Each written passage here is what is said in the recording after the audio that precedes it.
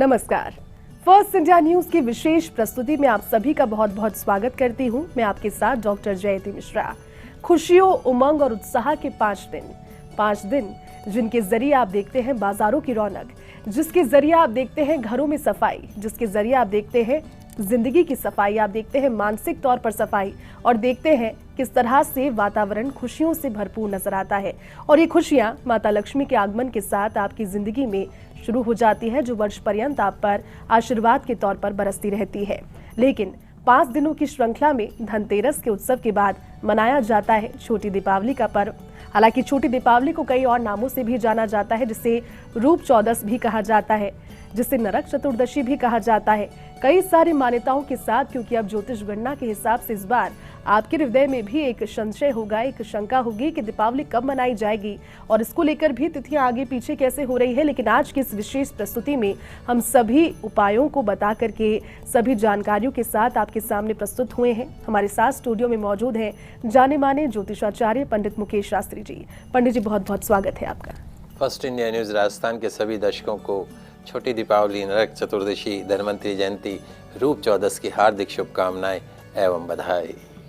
पंडित जी, रूप चौदस, छोटी दीपावली, कई सारे नाम, लेकिन सबसे खास बात यह, क्योंकि रूप चौदस जैसा कि नाम से परिलक्षित होता है, रूप से जुड़ी हुई, आंतरिक और बाहरी सुंदरता से जुड़ी हुई, पौराणिक महत्व क्या है अगर जानने की कोशिश की जाए? क्योंकि धनतेरस को हमने देखा धन, संपदा और वैभव से परिपूर्ण, लेकिन रूप चौदस का पौराणिक महत्व आप बताइए।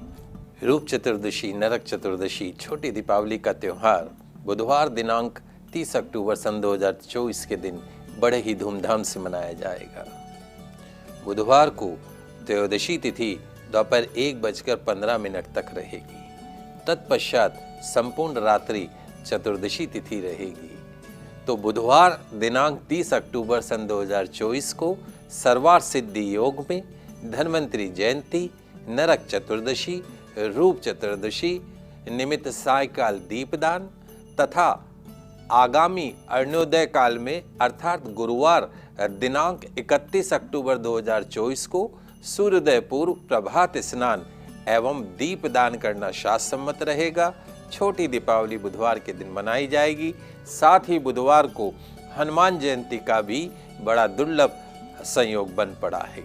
रूप चतुर्दशी को नरक चतुर्दशी, नरक चौदस, रूप चौदस अथवा नरका पूजा के नाम से भी जाना जाता है। छोटी दीपावली के नाम से तो हम जानते ही हैं। मान्यता क्या है? कार्तिक मास के कृष्ण पक्ष की चतुर्दशी के दिन तेल लगाकर अपामार्ग यानी चिचड़ी की पत्तियां डालकर स्नान करने से नरक से मुक्ति मिलती है। विधि विधान से पूजन अर्चन करने वाले, दीप दान करने वाले व्यक्ति को सभी पापों से मुक्ति मिलती है, स्वर्ग को प्राप्त करते हैं। संध्या समय में दीप दान की प्रथा है, जिसे यमराज के निमित्त किया जाता है। पंडित जी, बिल्कुल, क्योंकि नरक चतुर्दशी के बारे में आप बता रहे हैं, लेकिन अगर हम पौराणिक महत्व के बारे में बात करें, कथा इसकी क्या है, कथा का महत्व क्या है और किस तरह से नरक चतुर्दशी के व्रत से तमाम पापों से मुक्ति भी मिलती है, गलत आचरण से भी मुक्ति मिलती है, जीवन आगे पॉजिटिविटी की तरफ प्रदर्शित होता है। इस पर्व का जो महत्व है और महात्म्य है, उस दृष्टि से भी यह काफी महत्वपूर्ण पर्व, हिंदुओं का बहुत महत्वपूर्ण त्योहार है। पंच पर्वों की श्रृंखला के मध्य में रहने वाला त्योहार है, जैसे मंत्री समुदाय के बीच में राजा। तो हिंदू पंचांग के अनुसार कार्तिक मास के कृष्ण पक्ष के 14वें दिन की चतुर्दशी तिथि को नरक चतुर्दशी मनाई जाती है। मान्यता यह है कि कार्तिक कृष्ण पक्ष चतुर्दशी के दिन प्रातःकाल स्नान करने से नरक से मुक्ति मिलती है। विधि विधान से पूजा करने से सभी पापों से मुक्त होकर स्वर्ग को प्राप्त होता है। कई स्थानों पर नरक चतुर्दशी को यम चतुर्दशी और काली चौदस के रूप में भी कहा जाता है। पौराणिक मान्यता के अनुसार भगवान श्री कृष्ण ने अत्याचारी और दुराचारी असुर नरकासुर का वध किया था। 16,100 कन्याओं को नरकासुर के बंदी गृह से मुक्त करके उन्हें सम्मान प्रदान किया था। यह त्योहार उनकी विजय का प्रतीक माना जाता है। ऐसा माना जाता है कि भगवान श्री कृष्ण ने राक्षस नरकासुर को मारने के पश्चात ब्रह्म मुहूर्त के दौरान तेल से स्नान किया था। यही कारण है कि पूर्ण अनुष्ठान के साथ सूर्योदय से पहले तेल स्नान करना बहुत शुभ माना जाता है। इस संदर्भ में एक कथा भी है। रंती देव नामक एक पुण्यात्मा और धर्मात्मा राजा था। उन्होंने अनजाने में भी कोई पाप नहीं किया था। जाने अनजाने में हम कई पाप करते हैं, लेकिन उन्होंने तो अनजाने में भी कोई पाप नहीं किया। लेकिन जब मृत्यु का समय आया तो उनके सामने यमदूत आकर खड़े हो गए। यमदूत को सामने देखकर राजा अचंभित हुए और बोले कि मैंने तो कभी कोई पाप कर्म जीवन में किया ही नहीं, फिर आप लोग मुझे क्यों लेने आए हो?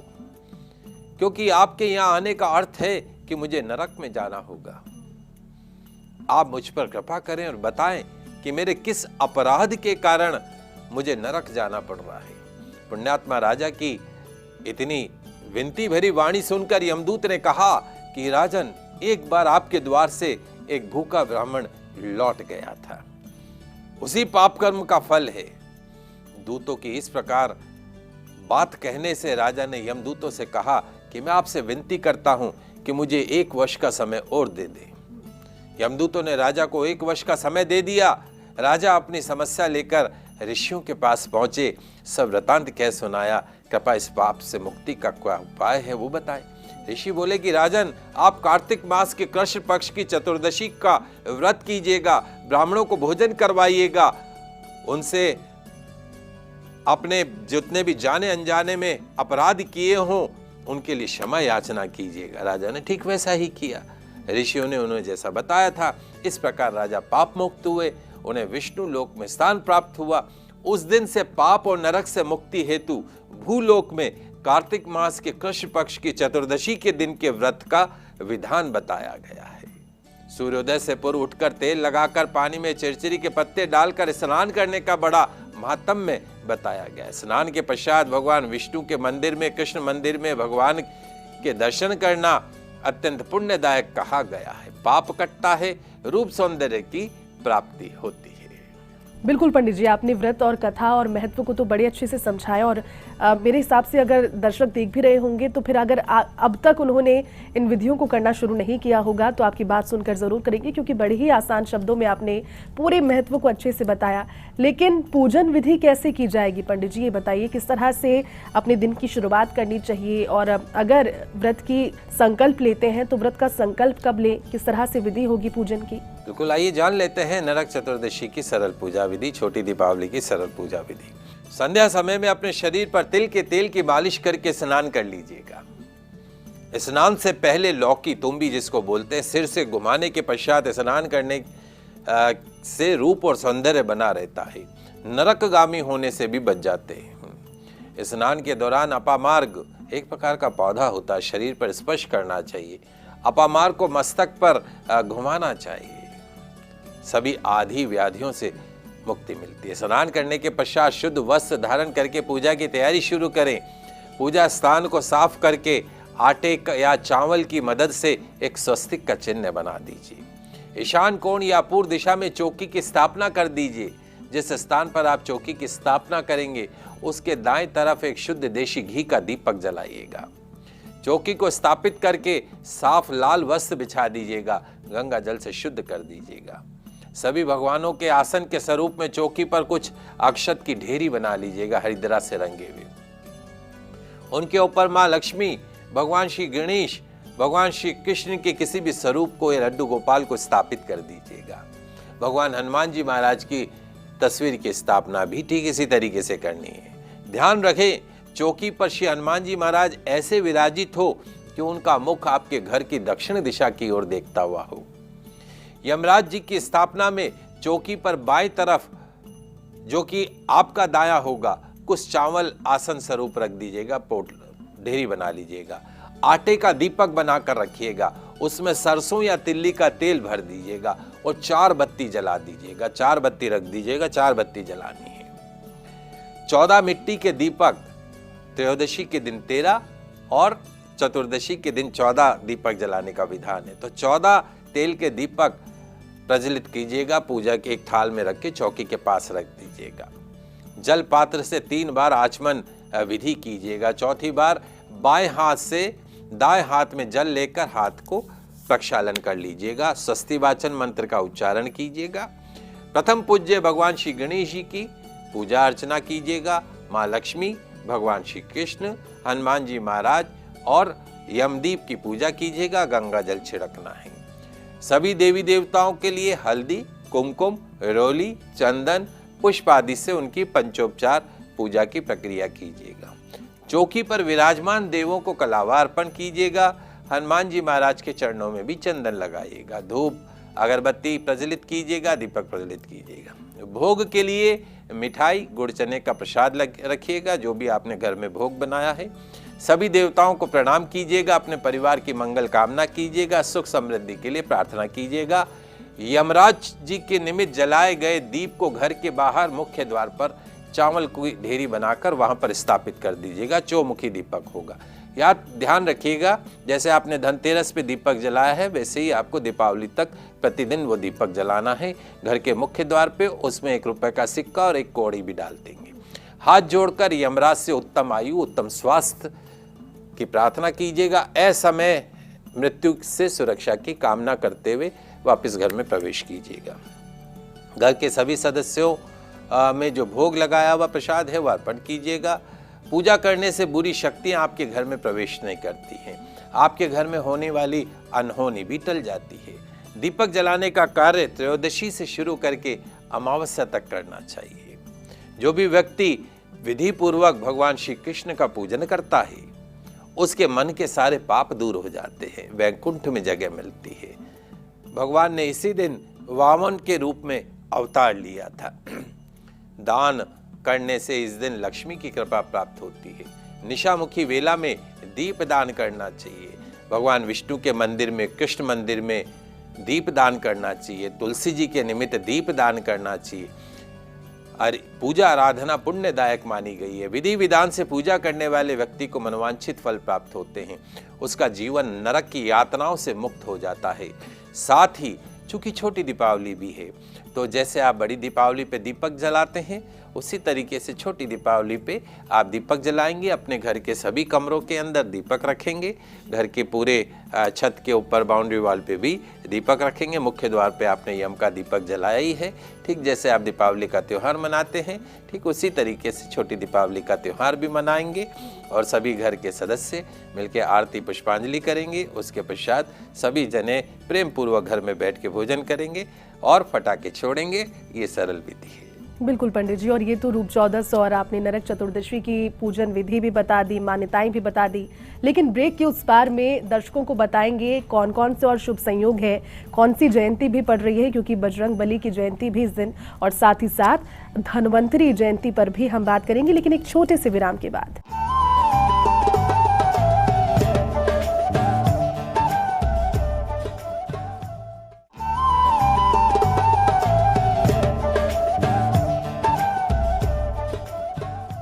ब्रेक के बाद आप सभी का पुनः बहुत बहुत स्वागत है। फर्स्ट इंडिया की विशेष प्रस्तुति आप देख रहे हैं। बात कर रहे हैं हम रूप चतुर्दशी और नरक चतुर्दशी की, जिसके बारे में हमारे साथ में पंडित जी मौजूद हैं। उन्होंने आपको विस्तार से जानकारी दी। लेकिन पंडित जी, धन्वंतरी जयंती संयोगों के हिसाब से अगर देखा जाए तो अलग है, लेकिन इस बार साथ ही है। आप धन्वंतरी जयंती के महत्व को आप दर्शकों को समझाइए और इसे मनाने से क्या लाभ होते हैं, मनाया क्यों जाता है, इसके बारे में भी जरा चर्चा अगर हो जाए तो। जी बिल्कुल, आइए जानते हैं धन्वंतरी जयंती के बारे में। जैसे धन त्रयोदशी के दिन ही भगवान धन्वंतरी की पूजा की जाती, लेकिन इस बार धन्वंतरी जयंती जो है वो रूप चतुर्दशी के दिन मनाई जाएगी। तो मैं आपको थोड़ा सा धन्वंतरी जयंती के बारे में बता देता हूँ। धन्वंतरी कौन है? देवताओं के चिकित्सक हैं, डॉक्टर हैं, देवताओं के चिकित्सा के देवता हैं। इसीलिए चिकित्सकों के लिए, यानी जो डॉक्टर्स हैं उनके लिए धनतेरस, उसके अर्थ अगले दिन जब भी धन्वंतरी जयंती मनाई जाती है, बहुत महत्वपूर्ण माना जाता है। धनतेरस के संदर्भ में एक लोक कथा ये भी है कि एक बार यमराज ने यमदूतों से पूछा कि प्राणियों को मृत्यु की गोद में सुलाते समय तुम्हारे मन में कभी दया का भाव नहीं आता है क्या? तो दूतों ने यमदेव के भय से पहले तो ये कहा कि वह अपना कर्तव्य निभाते हैं, आप आज्ञा देते हो, आपकी आज्ञा का पालन करते हैं प्रभु। परंतु जब यम देवता ने दूतों के मन का भय दूर कर दिया तो उन्होंने कहा कि एक बार राजा हेमा के पुत्र का प्राण लेते समय उसकी नवविवाहिता पत्नी का विलाप सुनकर हमारा हृदय भी प्रसीज गया, पर विधि के विधान के अनुसार, आपकी आज्ञा के अनुसार हम चाहकर भी कुछ न कर सके। एक दूत ने बातों ही बातों में तब यमराज से प्रश्न किया कि अकाल मृत्यु से बचने का प्रभु कोई उपाय हो तो बताइए। इस प्रश्न का उत्तर देते हुए यमदेव ने कहा कि जो प्राणी धन्वंतरी जयंती पर भगवान धन्वंतरी की पूजन अर्चन करेगा, धनतेरस की संध्या से लेकर दीपावली की रात्रि तक यमदेव के निमित्त दक्षिण दिशा में दीप जलाकर रखेगा, उसकी कभी अकाल मृत्यु नहीं होगी। इस मान्यता के अनुसार धनतेरस की संध्या से लेकर दीपावली की संध्या तक मुख्य द्वार पर यमदेवता के निमित्त दीप जलाकर रखने का विधान बताया गया है। धन्वंतरी जयंती के दिन भगवान धन्वंतरी की पूजा करें, भगवान धन्वंतरी से स्वास्थ्य बनाए, उत्तम स्वास्थ्य बनाए रखने हेतु प्रार्थना करें। आइए जान लेते हैं भगवान धन्वंतरी की सरल पूजा विधि। भगवान धन्वंतरी की मूर्ति या यंत्र को एक तांबे के पात्र में गुलाब की पंखुड़ियां रखकर उस पर स्थापित कर दीजिएगा। मूर्ति नहीं मिले तो यंत्र मिलता है। भगवान धन्वंतरी की प्रतिमा या यंत्र को कच्चे दूध से अभिषेक कीजिएगा, पंचामृत से अभिषेक कीजिएगा, गंगा जल से अभिषेक कीजिएगा, गुलाब जल से, केवड़े के जल से अभिषेक कीजिएगा, गन्ने के रस से अभिषेक कीजिएगा। अभिषेक के पश्चात में प्रतिमा या यंत्र को एक चौकी के ऊपर स्थापना कर दीजिएगा। पूर्व या उत्तर दिशा में चावल की ढेरी पर स्थापित कर दीजिएगा। भगवान धन्वंतरी का ध्यान करके अक्षत, चंदन, पुष्प, फल, मिठाई, धूप, दीप, गंध, नैवेद्य आदि अर्पण कीजिएगा। ओम धन्वंतरे नमः, ओम धन्वंतरे नमः, ओम धन्वंतरे नमः, इस मंत्र का 108 बार जाप कीजिएगा। भगवान धन्वंतरी के स्तोत्र का पाठ कीजिएगा। शुद्ध देशी घी के दीपक जलाकर भगवान धन्वंतरी की आरती कीजिएगा, पुष्पांजलि कीजिएगा, क्षमा प्रार्थना कीजिएगा। उसके पश्चात अपने और अपने परिवार के उत्तम स्वास्थ्य, उत्तम आयु, सुख शांति के लिए प्रार्थना कीजिएगा, ताकि वर्ष भर आपका और आपके परिवार जन का स्वास्थ्य अच्छा बना रहे, जीवन खुशहाल बना रहे, रोग आदि से दूर रहते हुए आप तरक्की करें, उन्नति करें, जीवन में सुख शांति बनी रहे। कहते हैं कि काया निरोगी हो तो हर प्रकार का सुख है, और काया निरोगी नहीं हो तो हर प्रकार का दुख है। तो यदि आप चाहते हैं कि आपकी काया निरोगी रहे तो धन्वंतरी जयंती पे बाकी सब तो करिएगा, पाठ पूजा लक्ष्मी को भी मनाइएगा, लेकिन भगवान धन्वंतरी को नहीं मनाया तो फिर आप देखिएगा उस लक्ष्मी का प्रयोग नहीं कर पाएंगे। इसलिए भगवान धन्वंतरी की पूजन अर्चन अवश्य कीजिएगा। बिल्कुल पंडित जी, लेकिन क्योंकि कहते हैं कि भगवान भाव के भूखे भी होते हैं, अगर भाव से भी उन्हें याद किया जाए तो फिर मान लेते हैं और चले आते हैं आपकी एक पुकार पर। लेकिन कार्तिक मास के कृष्ण पक्ष की चतुर्दशी पर हनुमान जयंती महोत्सव भी मनाया जाता है, इसको लेकर क्या मान्यता है पंडित जी? जी बिल्कुल, बुधवार को हनुमान जयंती भी मनाई जाएगी। निशीथ व्यापनी कार्तिक मास के कृष्ण पक्ष की चतुर्दशी को हनुमान जयंती का महोत्सव भी मनाया जाता है। श्री हनुमान जयंती पौराणिक महत्व भी इसका बहुत बताया गया, जिसके अनुसार भगवान शिव के अवतार के रूप में भगवान हनुमान जी महाराज का जन्म मां अंजना के गर्भ से हुआ था। पवित्र नदियों में स्नान करना, दान करने से पूरे मास की शुभता बनी रहती है। वायु पुराण के अनुसार कार्तिक मास की नरक चौदस के दिन हनुमान जी महाराज का जन्म हुआ। सारे पापों से मुक्त करने और हर तरह से सुख, आनंद, शांति प्रदान करने वाले हनुमान जी महाराज की उपासना लाभकारी है, सुगम मानी गई है। पुराणों के अनुसार कार्तिक कृष्ण पक्ष की चतुर्दशी का दिन हो, स्वाति नक्षत्र हो, मेष लग्न में स्वयं भगवान शिव ने अंजना के गर्भ से रुद्रावतार लिया। विभिन्न मतों के अनुसार देश में हनुमान जयंती वर्ष में 2 बार मनाई जाती है। पहली चैत्र मास के शुक्ल पक्ष की पूर्णिमा को और दूसरी कार्तिक मास के कृष्ण पक्ष की चतुर्दशी को। वाल्मीकि रामायण के अनुसार हनुमान जी महाराज का जन्म कार्तिक मास के कृष्ण पक्ष की चतुर्दशी को हुआ। कार्तिक मास के कृष्ण पक्ष की चतुर्दशी को हनुमान जयंती मनाने का कारण यह है कि लंका विजय के पश्चात जब हनुमान जी महाराज को अयोध्या से विदा करते समय मां सीता ने हनुमान जी महाराज को बहुमूल्य आभूषण दिए, किंतु हनुमान जी महाराज संतुष्ट नहीं हुए। तब माता सीता ने उन्हें अपने ललाट से सिंदूर प्रदान किया और कहा कि इससे बढ़कर मेरे पास हे पुत्र तुम्हारे लिए और कोई भी वस्तु नहीं है, इसलिए इसको धारण करके अजर रहो, अमर रहो, यही आशीर्वाद आपको मैं देती हूँ। इसीलिए हनुमान जी महाराज अजर अमर हैं। हनुमान जी महाराज को सिंदूर अवश्य लगाया जाता है। हनुमान जयंती मनाई जाती है। हनुमान जयंती के पावन अवसर पर हनुमान चालीसा, हनुमान अष्टक, बजरंग बाण, सुंदरकांड का पाठ करने से शनि, राहु, केतु जन्य दोषों से मुक्ति मिलती है। ये इसका सिंपल सा महत्व है।